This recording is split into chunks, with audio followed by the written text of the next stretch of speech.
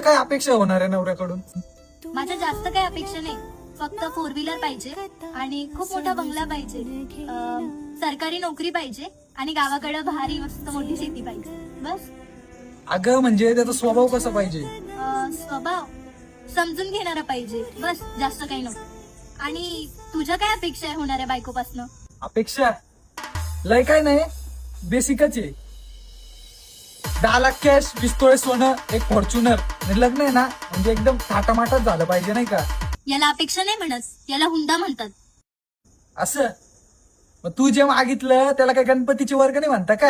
15 तोळ सोन्याचे दागिने द्या तिला, अन हुंडा नको मामा फक्त पोरगी द्या मला, अन हुंडा नको मामा फक्त पोरगी द्या मला.